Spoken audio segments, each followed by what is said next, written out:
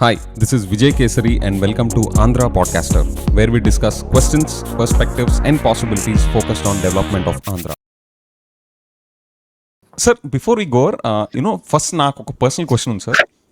ఈ పాలిటిక్స్ అనేది high adrenaline game. Okay, మీరు ఏ యాంగిల్లో చూసినా, పబ్లిక్ పాలసీ డిజైన్ చేసే పాయింట్ ఆఫ్ వ్యూలో చూసినా, పొలిటీషియన్స్గా చూసినా, ఆ పొలిటికల్ క్యాడర్స్లో చూసినా, బ్యూరోక్రట్స్లో చూసినా, politics is a high adrenaline game which will call for lot of public heat. Okay, so నా పర్సనల్గా మిమ్మల్ని అడిగే క్వశ్చన్ ఏంటి అంటే తెలుసుకోవాలని sir. Compulsory there will be a lot of polarizations in the public. So when you take a stand and when you want to recommend something, ఇది మనకు correct అని చెప్పినప్పుడు you obviously face heat.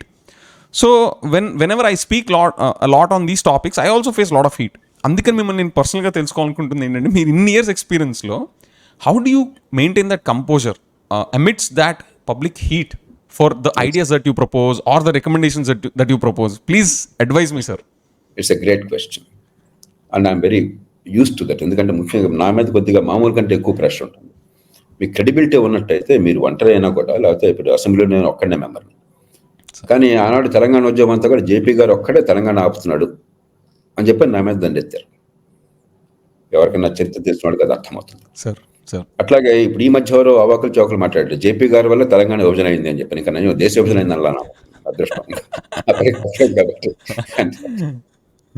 ఎందుకంటే ఇది ఎప్పుడు వస్తుందంటే, మీ క్రెడిబిలిటీ ఉన్నప్పుడు మీకు ఒక వ్యక్తికి మించిన ఆరా ఒకటి వాళ్ళ మనసుల్లో ఉండి మీ ప్రభావం ఒక నిర్ణయం మీద ఉంటుందని ఫీలింగ్ వాడుకుంటుంది. అదే మాటలు ఇంకోటి మాట్లాడితే పట్టించుకోనప్పుడు మీరు మాట్లాడితే చాలా మంది పట్టించుకుంటారు, దానివల్ల మనకు నష్టం జరుగుతుందని ఒకళ్ళు ఫీల్ అవ్వచ్చు. అందుకని ఏం చేస్తుంటారంటే, తెలంగాణలో ఉదాహరణకి కాళేశ్వరం ప్రాజెక్ట్ని ఆనాడు ఉమ్మడి రాష్ట్రంలో ఏ ఒక్కళ్ళు కాళేశ్వరం అంతకుముందు చివరి ప్రాణహిత ఇంకెవరు దాని గురించి మాట్లాడిన ఒక్కడనే ఇది చాలా తప్పు, నేను ఇరిగేషన్కి అనుకూలం. ఇరిగేషన్ అని చెప్పంటే పిచ్చి పిచ్చిగా ఎకరా 4-5 లక్షల రూపాయలు ఖర్చు పెట్టడం కాదు, వేల కోట్ల రూపాయలు లిఫ్టింగ్ కోసం ఖర్చు పెట్టడం కాదు. ఎకరాకి 40-50 వేల రూపాయలు మీకు పర్ ఇయర్ ఖర్చు అవుతుంటే ఇంక్రిమెంటల్ బెనిఫిట్ మీకు అంత రావటం లేదు. అంటే 100 రూపాయలు ఖర్చు పెడితే 20 రూపాయలు వస్తుంది, మీకు 80 రూపాయలు వేస్ట్ అవుతుంది. ఇది సరైన పద్ధతి కాదు. నేను వాదించి నేను ఒక్కడనే, ఎవ్వరూ నాకు కలిసి రాల. రాజశేఖర రెడ్డి గారు లాస్ట్ అసెంబ్లీ సెషన్లో ఆయన బతికొండగా లాస్ట్ డే గట్టిగా నేను వాదించి తీవ్రంగా విమర్శించాను ఆయన. ఇవాళ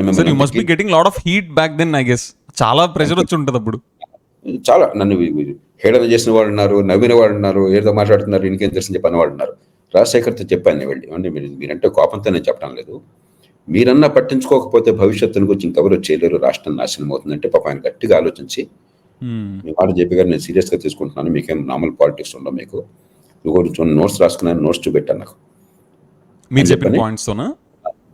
అప్పుడు పక్కన ముఖ్యమంత్రి గారి పక్కన ఆఫీసర్ గ్యాలరీ ఉంటుంది, వాళ్ళందరినీ పిలిచి, ఏమయ్యా జేపీ గారు గట్టిగా చెప్తున్నారు, ఇది వాస్తవమేను అని ఒక డేట్ ఇచ్చారు ఆయన. రోజంతా కూర్చుంటాను, ఏదో రకంగా నేను సాల్వ్ చేద్దామని చెప్పాను. వాళ్ళంతా నా దగ్గర టీ టైంలో వచ్చి చాలా సంతోషంగా, సార్ ఎంతకాలం సక్సెస్ అయింది సార్ అని చెప్పారు. 2 రోజుల తర్వాత ఆయన చనిపోయారు. నిజంగా రాష్ట్రం దురదృష్టం. ఎందుకంటే ఆ శక్తి గల నాయకుడు, అటు జనాన్ని ఆకట్టుకోగల నాయకుడు, కొంచెం దూరదృష్టం నాయకుడు ఒక్కసారి పోవటం నుంచి ఎవడో ధైర్యం చేయలేకపోయినాడు. అలాగే మరి కేసీఆర్కి నేను కబురం ఇచ్చాను అప్పుడు, తెలంగాణ ఉద్యమం ఉధృతంగా ఉండగా తెలంగాణ రావటం ఖాయంగా కనిపిస్తుంది అయ్యా, రేపొద్దున మీకే గుదిబండ అవుతుంది ఇది, కాబట్టి కాళేశ్వరం లేకపోతే చివరి ప్రాణహత్య సరైన పద్ధతి కాదు, ఇదే డబ్బులు రైతులుగా ఖర్చు పెడతారు ఇంకో రకంగా అని చెప్పంటే ఆయన ఆలకించి ఒక స్టేట్మెంట్ ఇచ్చారు. ఆంధ్ర పాలకులు మన మోసం చేయడం కోసం చెప్పని ఈ పథకం పెట్టారు, ఇదంతా బోటకమో అని చెప్పని నేను సంతోషపడ్డాను. కానీ ముఖ్యమంత్రి అంటే ప్రెషర్స్ ఉంటాయి. ఒకటి సెంటిమెంటు, ఏదో చేస్తున్నాను డ్రామా, 2 డబ్బులు.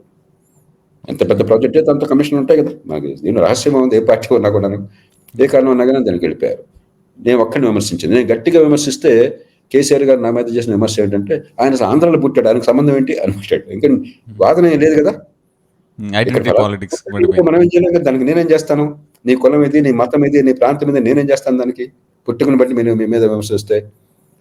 ఇవాళ తెలంగాణలో ప్రతి ఒక్కళ్ళు మాట్లాడేది కాళేశ్వరం. ఎవరో రాశారు, జేపీ గారి మీద చాలా కోపం వచ్చింది, తెలంగాణ వ్యతిరేకం అనుకున్నాను, ఇప్పుడు అర్థమవుతుంది ఆయన ముందు చూపుతో చేశాడని చెప్పాను. కాబట్టి కాలక్రమేణా తెలుస్తుంది.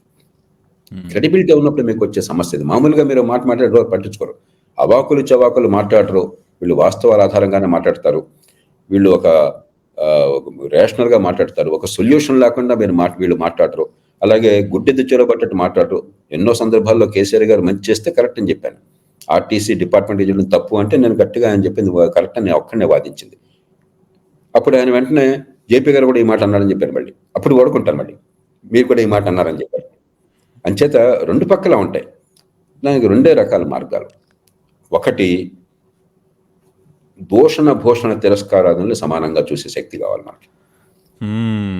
ఎవరు అడిగారట, ఏమయ్యా నిన్ను ఎవరు స్వామి మిమ్మల్ని ఎవరు తుడిచినట్టు ఫలానా వాడని చెప్పని, మీరేమంటారని నవ్వేశారంట. నవ్వుతున్నారు ఏంటని చెప్పంటే, ఏమయ్యా నువ్వు బహుమానం ఇచ్చావు అనుకో, నేను తీసుకోలేదు అనుకో, ఎవరో చెప్తుందన్నట్ట. నాకే స్వామి అన్నట్టు. ఆ తిట్లు కూడా నేను తీసుకోవట్లేదు అయ్యా, అది నాకు చెందవు, నాకు అనవసరం అని చెప్పాను. మనకు ఆ శక్తి ఉండాలి. ఎందుకంటే ఇతరుల తిట్లకు భయపడేటువంటి పరిస్థితి వస్తే మనం వాళ్ళకి పవర్ ఇస్తున్నాం. అలా కాకుండా రేషనల్గా ఆర్గ్యూ చేసి ఇదిగో మీ వాదనలో ఈ పొరపాటు ఉందంటే ఖచ్చితంగా మనం ఆత్మవిమర్శ చేసుకోవాలి. yes we should learn from that. yeah అది వేరు. అందుకని నేను ఇప్పుడు ఏమైనా రేషనల్గా కనుక హేతుబద్ధంగా కనుక విశ్లేషించి వాళ్ళు చెప్తే either accept the argument are I counter it by facts and logic. right అలా కాకుండా బూతులు తిట్టడం మొదలెడితే నీ కులమో నీ మతమో మరొకటి మాట్లాడుతుంటే మనం దాని గురించి పట్టించుకోవటమే అనవసరం. కాబట్టి ఐ కంప్లీట్లీ ఇగ్నోర్ సైడ్. నా అదృష్టం కొద్దీ నేను అసలు అలాంటి ఫాలో కాను. అసలు ఈ సోషల్ మీడియా నేను చూడను. టీవీల్లో ఏమంటున్నారో నాకు తెలియదు. అది తెలియకుండా ఉంటే గొడవలేదు కదా అసలు. And you go about your thing systematically. రెండోది కన్సిస్టెన్సీ. ఏనాడు వీళ్ళందరికీ తెలుసు, వైకాపాకి కానీ, టీడీపీకి కానీ, కాంగ్రెస్కి కానీ, టీఆర్ఎస్కి కానీ, మరో పార్టీకి కానీ, వీళ్ళందరికీ తెలుసు ఏనాడు కూడా నేను పరిష్కారం చూపెట్టని విమర్శ చేయాల. ఒక విమర్శ చేస్తే ప్రత్యామ్నాయాన్ని చూపెట్టాను. రెండు, మంచి చేస్తే మంచి అని చెప్పని గుర్తించాను.